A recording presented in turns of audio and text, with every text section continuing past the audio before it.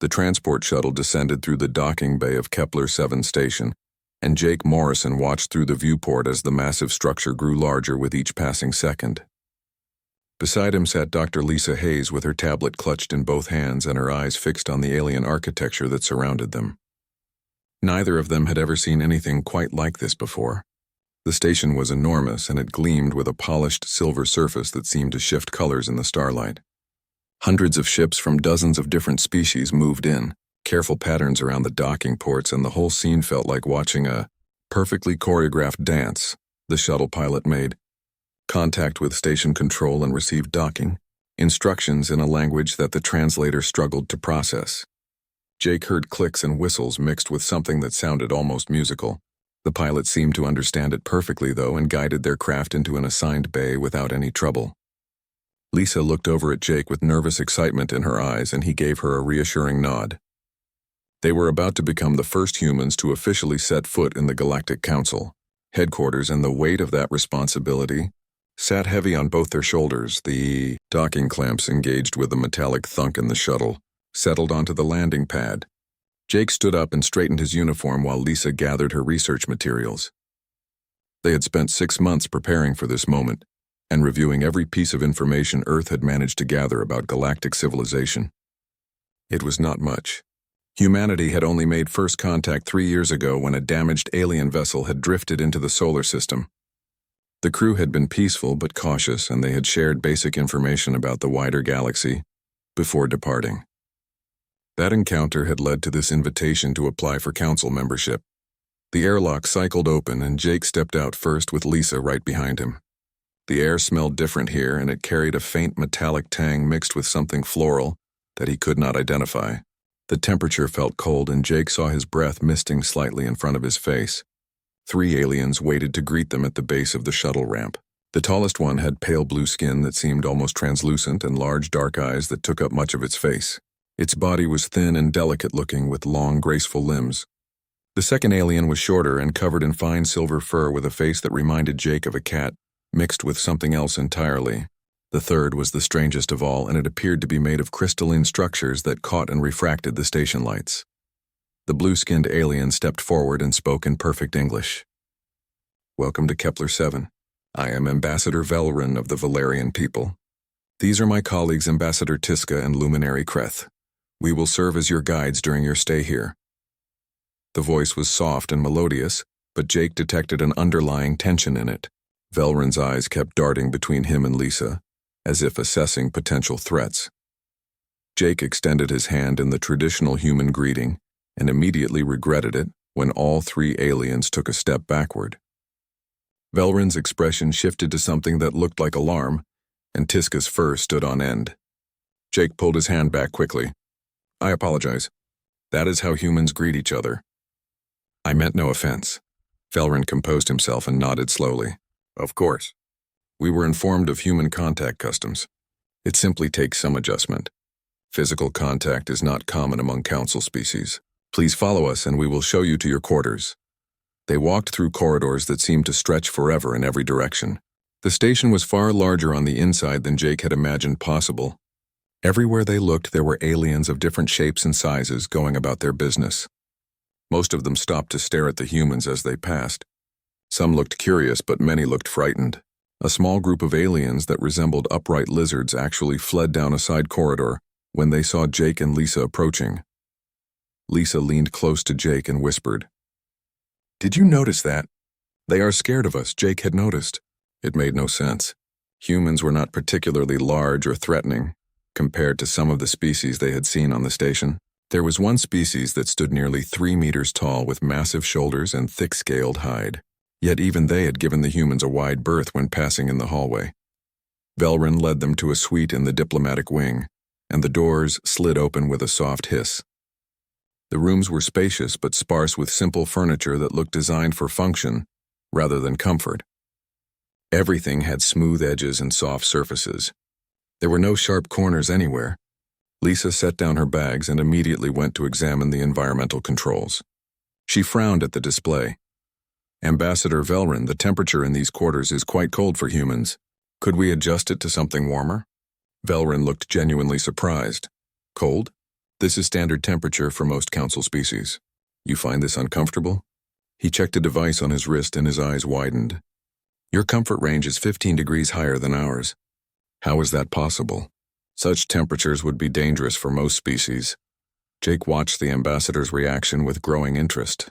Earth has a wide range of climates and humans have adapted to survive in many different environments. We can tolerate much greater temperature variations than this. The three ambassadors exchanged glances that Jake could not quite read. Velrin made some adjustments to the environmental controls and the room began to warm slightly. We will do what we can to accommodate your needs. Please rest from your journey and tomorrow we will begin the orientation process. There is much you need to learn about the council and its procedures. After the ambassadors left, Jake and Lisa sat down on the provided furniture and looked at each other. Lisa spoke first. Something is wrong here. Did you see how they reacted to everything we said? The temperature thing really scared them. Jake nodded. I noticed. They act like we are dangerous somehow, but we have not done anything threatening. Lisa pulled out her tablet and began accessing the station's public database. I am going to do some research. The council gave us access to basic information about member species and their homeworlds. I want to see if there is a pattern here. Jake stood and walked to the viewport that looked out over the docking bay. Ships came and went in steady streams, and the whole operation ran with incredible efficiency. Earth had nothing like this yet.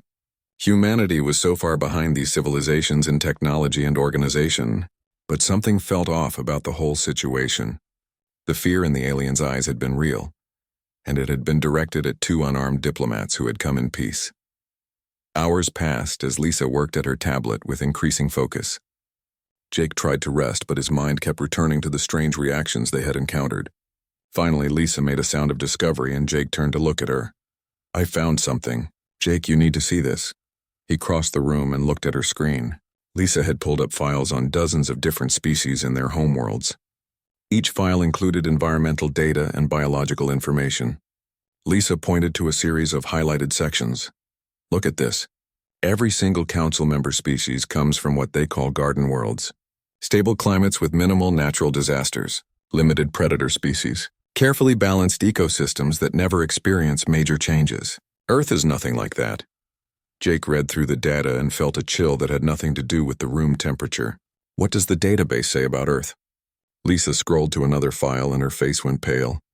Earth is classified as a Class 9 death world, one step below uninhabitable. It lists dozens of reasons why, including extreme weather patterns, abundant predator species, toxic plant life, disease vectors, seismic activity, and something called aggressive evolutionary pressure. A death world, Jake repeated slowly. They think we come from a planet that should kill us. Lisa continued reading. There is more. The database has a whole section on restricted contact protocols for death world species. Jake, there are over 40 species that have been denied council membership specifically because they come from death worlds. They are considered too dangerous for integration into galactic society. The implications hit Jake like a physical blow. Humanity had not been invited here as potential equals. They had been invited so the council could assess whether humans posed a threat that needed to be contained. Every fear and nervous glance suddenly made sense. The aliens were not afraid of what humans might do. They were afraid of what humans were capable of surviving.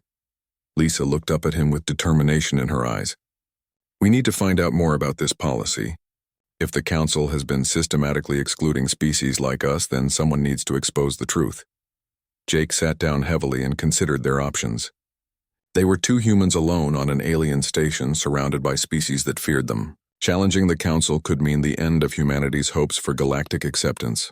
But if what Lisa had found was true, then the council was built on a foundation of prejudice and fear. Tomorrow we start looking for answers, Jake said quietly. But we need to be careful. We cannot let them know what we have discovered until we have proof.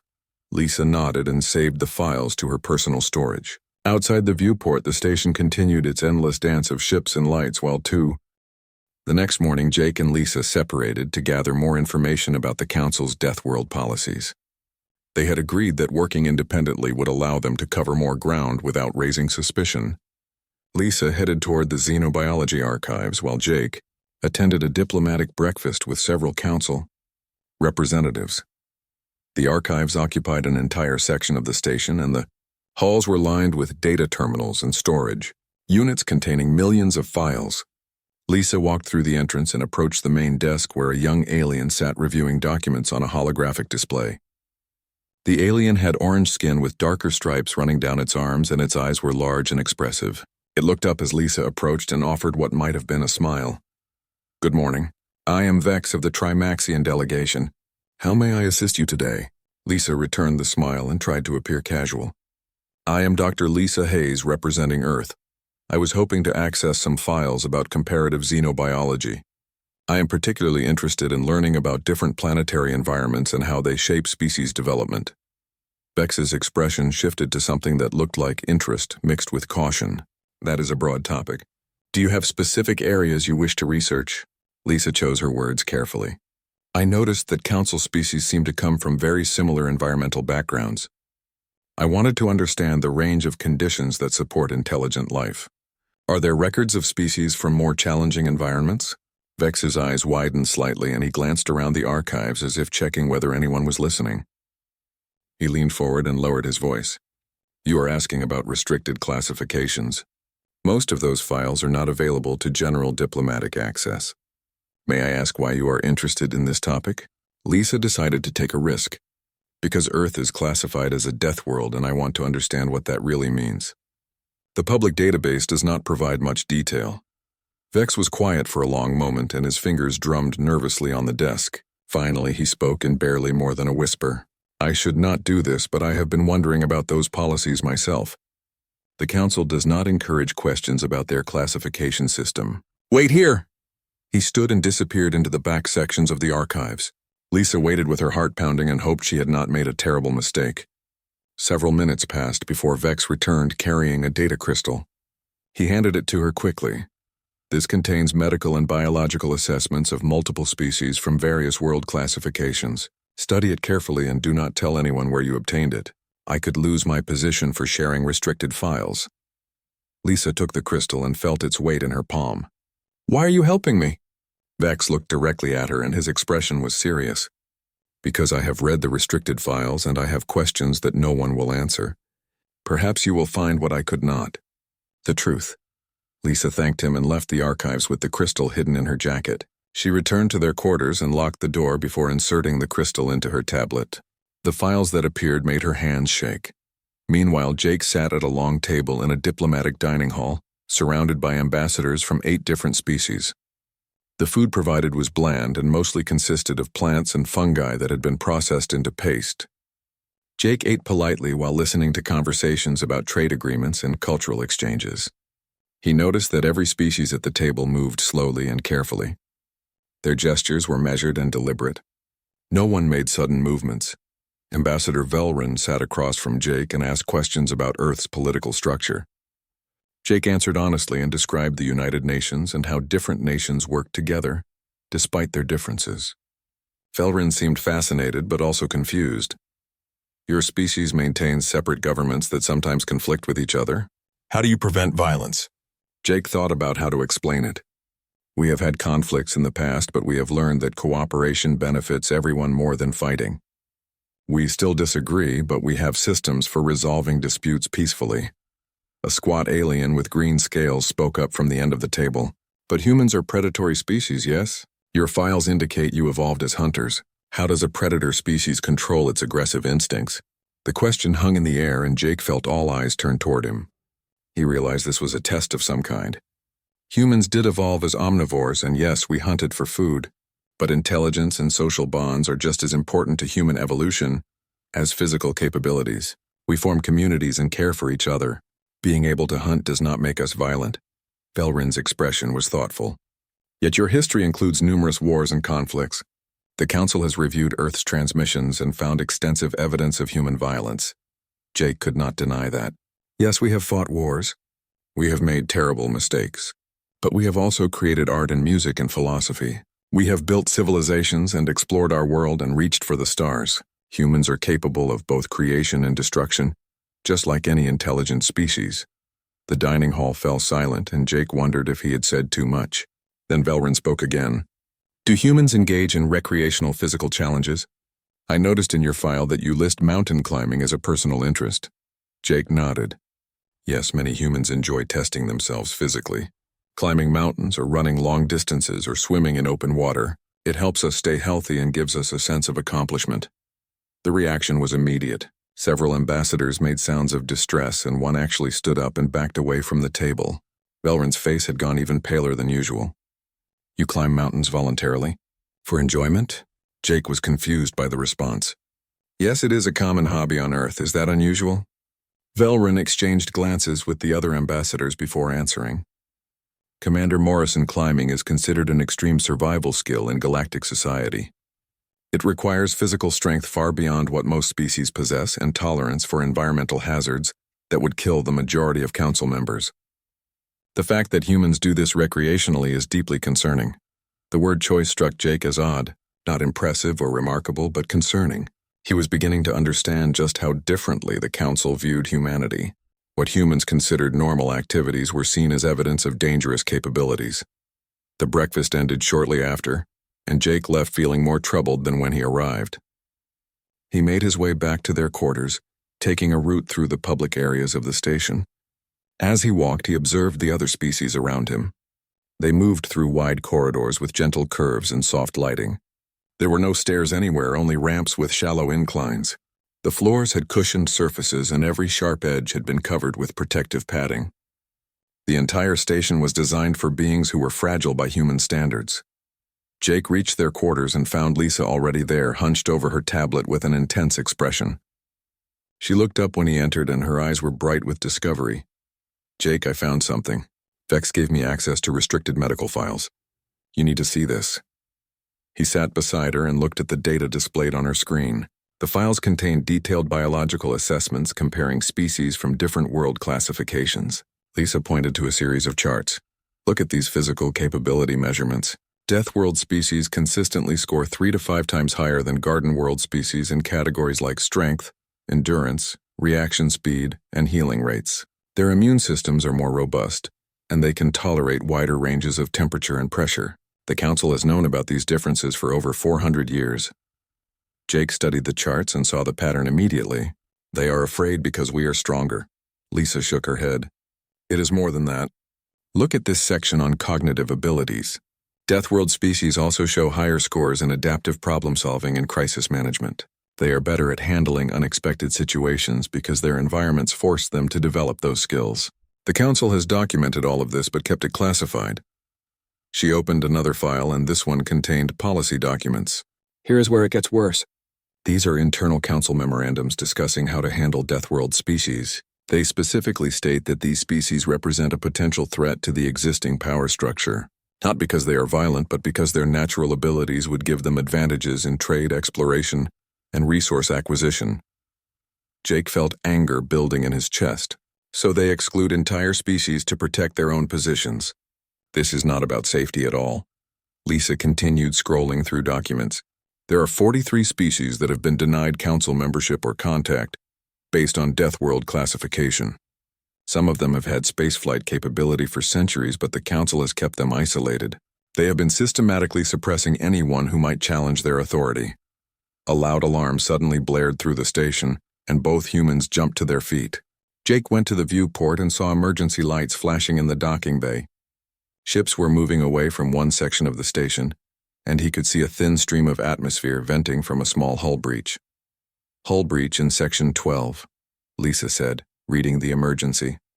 The Council chamber was a circular room with high ceilings and walls made of some material that seemed to absorb sound. 12 seats arranged in a semicircle faced a central platform where Jake and Lisa now stood. The seats were occupied by representatives from each of the major Council species, and at the center sat the Archon, who was a tall being with silver skin and eyes that glowed faintly blue. The Archon's presence felt heavy and oppressive even from across the room. The Archon spoke in a voice that was deep and resonant. Commander Morrison and Dr. Hayes, we have reviewed the security footage from today's incident. Your actions during the emergency were noted. You responded to a dangerous situation with capabilities that far exceed what we expected from diplomatic representatives. Lisa stepped forward slightly. We only did what anyone would do in an emergency. People were in danger and we helped them. Is that not what civilized beings do? One of the Council members on the left side of the chamber spoke up. It was an insectoid creature with multiple eyes and mandibles that clicked when it talked. Your species considers such actions normal, but you must understand that most council species would have waited for trained emergency personnel. You entered a hazardous area without hesitation and performed tasks that require specialized training in our society. Jake kept his voice calm and respectful. On Earth, we teach basic emergency response to most citizens. Helping others is part of our culture. We did not mean to cause concern. The Archon leaned forward and his glowing eyes fixed on Jake. That is precisely the issue, Commander. What you consider basic training is advanced skill for us. The ease with which you carried injured personnel and sealed that breach demonstrates physical and mental capabilities that confirm our concerns about Deathworld species. The words hung in the air, and Jake felt the temperature in the room seem to drop. This was no longer just a meeting about the emergency response. This was about humanity's entire future with the Council. Concerns? Lisa asked carefully. What concerns are those? The Archon gestured toward a holographic display that appeared in the center of the room. It showed footage of Jake lifting the stretcher and Lisa sealing the breach. Your species originates from a Class 9 Deathworld.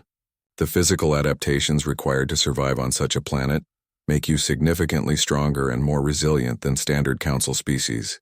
Your cognitive development has also followed patterns we have observed in other Deathworld species. You are highly adaptive and capable of making quick decisions under pressure.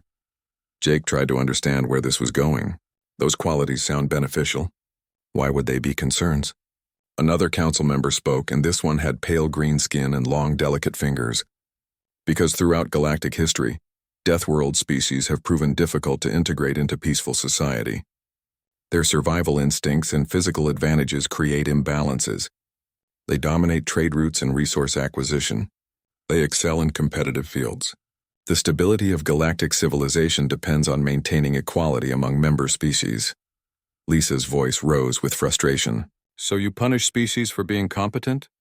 You exclude them because they might be too successful? The Archon's expression did not change. We protect the collective good. 43 Deathworld species have been evaluated over the past 6 centuries. In every case, we determined that full membership would destabilize the existing order. These species are restricted to their home systems or limited contact zones. It is not punishment, Dr. Hayes. It is preservation of peace. Jake felt anger building but forced himself to stay diplomatic. What you call preservation looks like discrimination to us. You deny entire civilizations the chance to join galactic society based on where they evolved. That is not justice. The chamber fell silent and several council members shifted uncomfortably in their seats. Finally, the Archon spoke again. Your reaction proves our concerns are valid. Deathworld species consistently challenge authority and resist established systems. You have been here less than 2 days and already you question centuries of council policy. This aggressive tendency is exactly why restrictions exist. Lisa shook her head. Questioning unjust policies is not aggression. It is the foundation of progress. If you never allow anyone to challenge your decisions, then you never have to admit when you are wrong. The Archon stood and his full height became apparent. He was nearly 3 meters tall, but his frame was thin and fragile looking. This meeting is concluded. You will return to your quarters while the Council deliberates on humanity's application. We will contact you when we have made our decision. I suggest you consider carefully whether continued resistance serves Earth's interests. Jake and Lisa were escorted from the chamber by 2 security officers who kept their distance but watched every movement. They returned to their quarters in silence, and once inside, Lisa immediately pulled out her tablet. They are going to deny our application, she said quietly. We need to do something before they shut us out completely. Jake paced the room and tried to think. Vex gave you those files. Maybe he knows others who have doubts about the Council's policies. We need allies. Lisa was already composing a message. I am reaching out to him now. But Jake, we need more than just sympathetic Council members. We need to connect with the other Deathworld species. If 43 civilizations have been restricted, then there must be some way to contact them. Jake stopped pacing and looked at her. The Council would never allow direct communication. They have kept these species isolated for centuries. How would we even find them? Lisa pulled up star charts on her tablet. The files Vex gave me included location data for some of the restricted species. There is a trading outpost called Ragnar Station on the edge of Council space, According to these records, it is a neutral zone where species from outside the Council can conduct limited trade. If Deathworld species exist anywhere, it would be there. Jake sat down beside her and studied the charts. That station is 3 days' travel from here. We would need a ship and permission to leave Kepler-7. The Council is not going to just let us wander off. A soft chime indicated an incoming message and Lisa opened it. The text was from Vex and it was brief. I heard what happened in the Council chamber. There are others who question the policies. Meet me in the archives tonight at midnight. Come alone and be careful. Lisa showed the message to Jake and he nodded. You go talk to Vex. I will see what I can learn about transportation options. If we are going to Ragnar Station, we need a plan. The hours until midnight passed slowly. Lisa used the time to review more files from the data crystal, while Jake researched ship schedules and docking procedures. At 11:30, Lisa left their quarters and made her way through empty corridors toward the archives. The station had entered its night cycle, and most areas were dimly lit with only emergency lighting active. The archives were dark when Lisa arrived, and she almost turned back thinking she had made a mistake. Then a light appeared in the back section and she saw Vex waving her forward. She hurried through the aisles of data storage and found him standing with 3 other aliens she did not recognize. Vex spoke quietly. Lisa, these are friends who share my concerns about council policy. This is Kent from the Agricultural Committee, Lyra who works in communications, and Dren from the Transportation Authority. We have been meeting secretly for months trying to understand why the Council maintains such strict restrictions on Deathworld species. Kent was a stocky alien with brown fur and kind eyes. We have all seen evidence that the official reasons do not match reality. Deathworld species are not inherently violent or dangerous. The Council fears them for other reasons. Lyra had blue crystalline skin similar to Luminary Kreth, and her voice sounded like wind chimes. I have access to historical communication logs.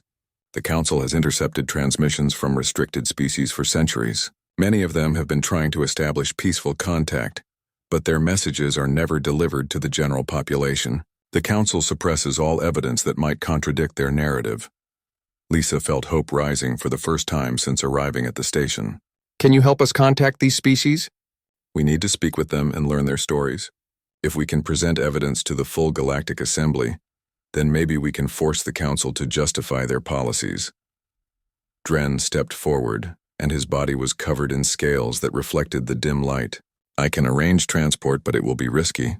If the Council discovers we are helping you, there will be severe consequences for all of us. Are you certain you want to proceed? Lisa thought about Earth and the billions of humans who were counting on this mission to succeed. She thought about the 43 other species who had been denied their place in the galaxy. The risk was enormous, but the cause was just. Yes, I am certain. Tell me what we need to do. Dren pulled out a data pad and displayed a schedule. There is a supply freighter leaving for the outer territories in 2 days. The captain is sympathetic to our cause and will take you to Ragnar Station. You will need to board secretly before the Council realizes you are gone. Once you leave Kepler-7, you will be beyond their direct authority, but they may try to intercept you. Vex handed Lisa another data crystal. This contains contact information for individuals at Ragnar Station who can help you connect. The supply freighter departed from Kepler-7 exactly on schedule, and Jake and Lisa remained hidden in a cargo container until the ship cleared the station's security perimeter. The container was cramped and dark, but Dren had equipped it with air circulation and basic supplies. After 2 hours, the captain sent word that it was safe to emerge, and they climbed out into the ship's cargo bay. Captain Zara Okoye was waiting for them with arms crossed and an expression that mixed amusement with concern. She was tall and dark-skinned, with close-cropped hair and eyes that had seen much of the galaxy. Her ship, the Spirit of Lagos, was old but well-maintained, and it hummed with the sound of engines pushing them toward the outer territories. Welcome aboard. I am Zara, and I left Earth 20 years ago to see what was out here among the stars. What I found was a galaxy that did not want people like us. You two have caused quite a stir back at Kepler-7. The Council is furious that you slipped away. Jake stretched his cramped muscles and looked around the cargo bay. How long until we reach Ragnar Station? Zara checked a display on her wrist. 3 days if we maintain current speed. The Council has put out a priority message requesting all ships report any sightings of you.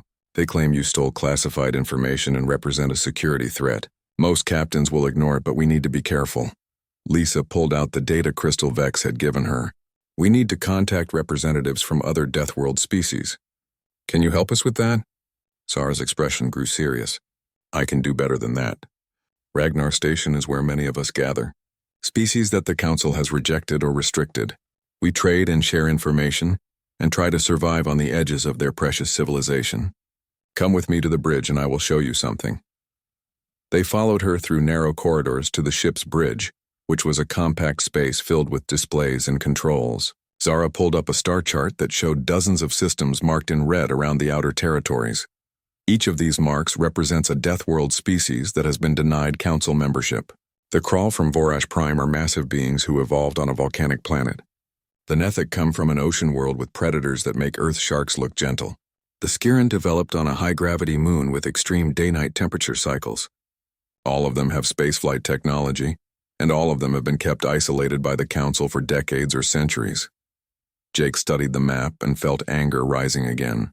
How many species are we talking about? Zara zoomed out to show a wider view. At least 40 that we know of. Maybe more that have not made contact yet.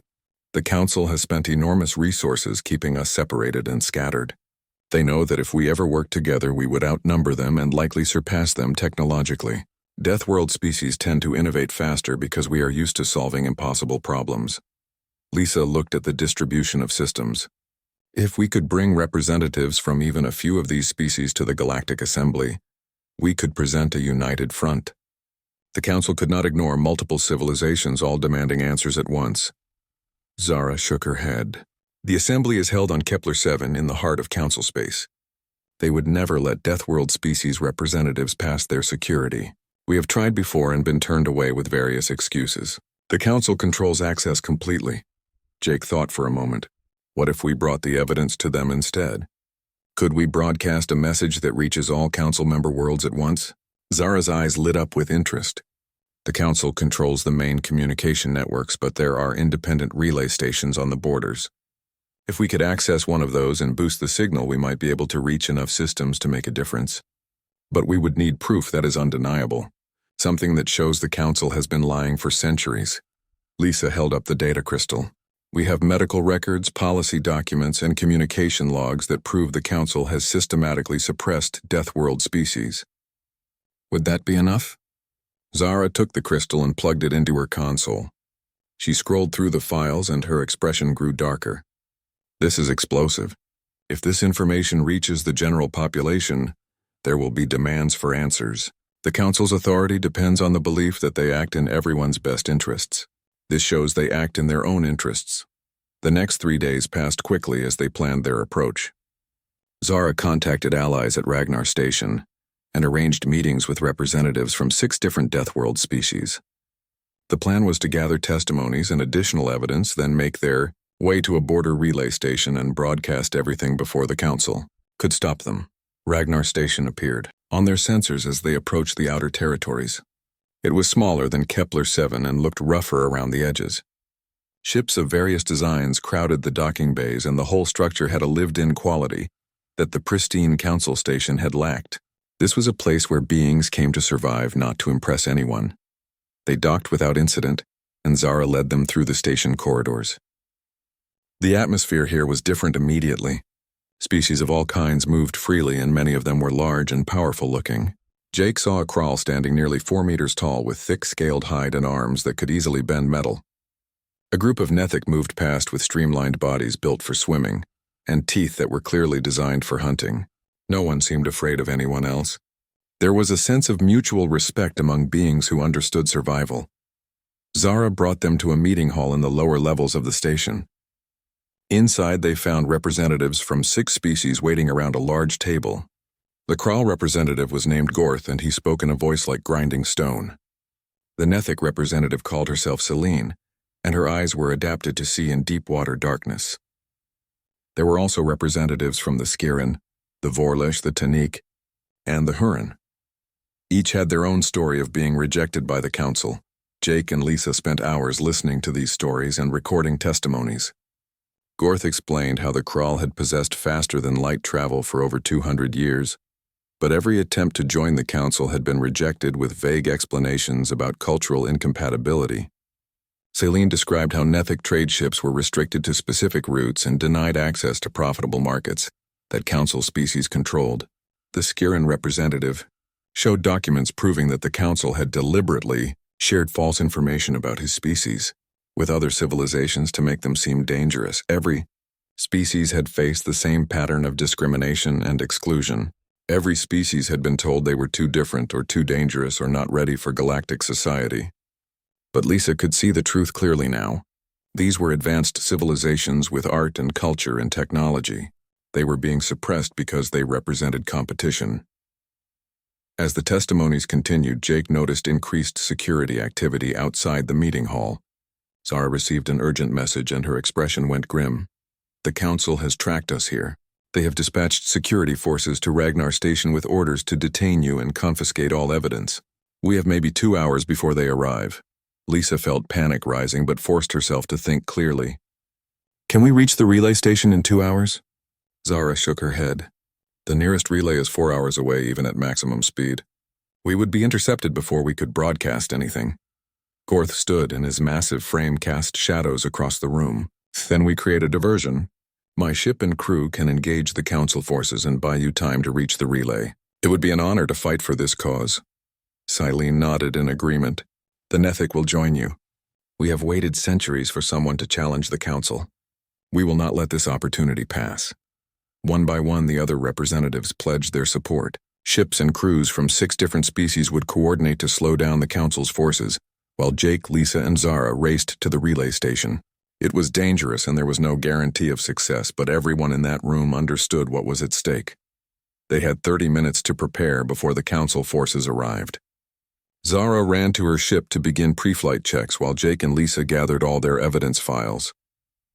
The Deathworld representatives dispersed to ready their vessels and coordinate defensive positions around the station. Jake looked at Lisa as they hurried through the corridors. This is really happening. We are about to start something that could change everything. Lisa gripped the data crystals tightly. The Council has spent centuries controlling information and maintaining their power through fear. Today we break that control. Today the truth gets out no matter what it costs. They reached the Spirit of Lagos and found Zara already at the helm running through system checks. The ship lifted off from the docking bay just as Council security vessels appeared on the long-range sensors. 6 ships from different Deathworld species moved to intercept and created a defensive perimeter around Ragnar Station. Zara pushed the engines to maximum, and they accelerated toward the relay station. Behind them, the Deathworld Coalition engaged the Council forces in a desperate holding action. Communications filled with chatter as ships maneuvered and exchanged fire. It was not a full battle, but rather a series of delaying tactics designed to slow the broadcast spread through the galaxy like fire through dry grass, and within hours, every major world in Council space had received the transmission. Jake and Lisa watched from the damaged Spirit of Lagos as their message reached millions of beings across hundreds of planets. The Council security forces had stopped firing once the broadcast began, because destroying the relay station would accomplish nothing now. The information was already out there, and it could not be taken back. Zara brought her wounded ship back to Ragnar Station, where the Deathworld Coalition had successfully held off the Council forces without any casualties. The station's repair facilities went to work on the Spirit of Lagos, while Jake and Lisa monitored the response to their broadcast. What they saw gave them hope. On dozens of Council worlds, citizens took to the streets demanding answers from their governments. University students organized protests and called for transparency about Deathworld policies. Independent news organizations began investigating the claims and found supporting evidence in their own archives. The Council had kept secrets, but those secrets had left traces, and now people were finding them. The Council's official response came 12 hours after the broadcast. The Archon appeared on all major channels with a prepared statement. He claimed that the documents were taken out of context and that Deathworld restrictions existed for legitimate safety reasons. He accused Jake and Lisa of theft and espionage and called for their immediate arrest. But his words rang hollow to an audience that had just seen undeniable proof of systematic discrimination. 3 days after the broadcast, the Galactic Assembly was called into emergency session. Every member species sent representatives to Kepler-7 to address the crisis. The Council had no choice but to allow the Assembly to proceed, because refusing would only confirm the accusations against them. What they did not expect was that several council security officers would defy orders and escort Jake and Lisa safely to the assembly hall. The hall was enormous and filled with thousands of representatives from across the galaxy. Jake and Lisa were brought to the central platform in restraints, even though the guards who escorted them made sure the bindings were loose enough to be comfortable. The Archon sat in his elevated position, looking down at them with an expression of cold fury. The assembly chairman called the session to order, and the Archon immediately demanded that Jake and Lisa be removed and charged with crimes against the council. But Ambassador Velrin stood up from his seat and his voice carried across the hall. I request that the accused be allowed to speak before any charges are brought. The entire galaxy has seen their broadcast and millions of citizens demand answers. We cannot ignore this situation and we cannot silence these individuals without appearing tyrannical. Other representatives voiced their agreement and the chairman ruled that Jake and Lisa would be permitted to address the assembly. The restraints were removed and Lisa stepped forward first. She activated a holographic display that showed the medical comparison charts from the restricted files. Members of the assembly, we stand before you not as criminals, but as advocates for truth. The documents we broadcast were not fabricated or taken out of context. They are official council records that prove a deliberate policy of excluding species based on their world of origin. This chart shows that Deathworld species consistently demonstrate superior physical and cognitive capabilities compared to Garden World species. The council has known this for over 400 years. Murmurs spread through the assembly and representatives leaned forward to study the data. Lisa continued speaking with growing confidence. The council claims these restrictions exist for safety, but their own documents contradict that narrative. Deathworld species are not more violent or aggressive than any other species. In fact, many of the testimonies we gathered show civilizations with rich cultural traditions and strong philosophical commitments to peace. They have been excluded not because they are dangerous, but because they represent competition. Jake stepped forward next and addressed the assembly directly. I am Commander Jake Morrison from Earth, which the Council classifies as a Class 9 death world. My species has a violent history, and we have made terrible mistakes. But we have also learned from those mistakes and grown beyond them. We have created art and music and literature. We have explored our world and reached for the stars. We are not perfect, but we deserve the same chance that every species in this assembly was given. The chance to prove ourselves through our actions rather than being judged by our origins. The Archon rose from his seat and his voice boomed through the hall. You speak of fairness, but you demonstrate exactly why restrictions are necessary. You stole classified information, fled from lawful authority, and incited conflict between the Council and independent species. Your actions have destabilized galactic peace. Jake met his gaze without flinching. We revealed the truth that you tried to hide. If your policies were just, you would not need to keep them secret. If your decisions were based on legitimate concerns, you would not need to suppress evidence that contradicts your narrative. The only thing we destabilized was your monopoly on power. Ambassador Velrin stood again, and this time other representatives stood with him. The human makes a valid point. I have served the Council for 30 years, and I believed we acted in the best interests of all species. But after reviewing the broadcast evidence, I have questions that demand answers. Why were medical assessments of Deathworld species kept classified? Why were communication attempts from restricted species never reported to the General Assembly? Why has the Council spent enormous resources maintaining a system of exclusion rather than integration? The Archon's expression darkened. You dare question centuries of policy? The Council was founded to maintain order and prevent the chaos that would result from unrestricted contact between incompatible species. Deathworld species would dominate trade and exploration, and leave Garden World species unable to compete. That is not equality, Ambassador Velrin. That is the law of nature, and we chose to create something better. Lisa shook her head. You chose to create an artificial hierarchy that places your species at the top. True equality means accepting that some species may excel in certain areas, while others excel in different ways. It means creating systems where everyone can contribute according to their strengths, rather than limiting those who might outperform you. The assembly erupted into heated discussion, and representatives argued among themselves about the implications of everything they had heard. The chairman called for order repeatedly, but the chaos continued. Finally, a representative from a smaller member species stood and requested permission to speak. The chairman recognized her, and the hall gradually quieted. I represent the Pelan people, and we are a minor member of this council. Our world is classified as a garden world, and we have always accepted the council's guidance without question. But listening to this debate, I realize that we have benefited from a system that oppresses others. The Pelan value fairness and compassion, and we cannot continue to support policies that contradict those values. I move that the council's Deathworld restrictions be suspended immediately, and that a new commission be formed to review all cases of denied membership.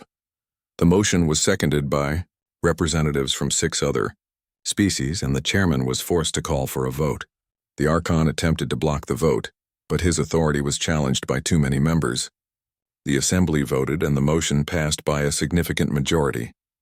The restrictions were officially suspended, and a commission would be established to review the cases of all 43 known Deathworld species. The Archon stood in fury. This assembly has made a grave mistake. You will see the consequences of this decision when Deathworld species begin to dominate every aspect of galactic society. I cannot support this path forward. He turned and left the chamber, followed by several of his closest allies. The chairman looked shaken, but determined. The council has spoken through this assembly. Ambassador Velrin, I appoint you to lead the review commission and work with representatives from Deathworld species to establish fair integration protocols. This session is adjourned. Jake and Lisa stood on the platform as representatives from dozens of species approached to speak with them. Some offered congratulations, while others expressed concern about the future. Ambassador Velrin came last, and he looked tired but hopeful. You have changed the course of galactic history today. I do not know if the Archon's warnings will prove true, but I believe we have chosen the right path. Suppressing truth and maintaining power through fear is not sustainable. Eventually, it always collapses. Better that we reform now than face revolution later. Over the following months, the review commission worked with incredible speed and efficiency. Representatives from Deathworld species traveled to Kepler-7 and presented their cases. Most were granted immediate council membership, while others requested limited contact until they were ready for full integration. The Kral joined first, and their engineering expertise led to breakthroughs in shield technology. The Nethics shared their knowledge of deep space navigation, which opened new trade routes. Each species contributed something unique and valuable. The council structure was dissolved and replaced with the Galactic Union, which mandated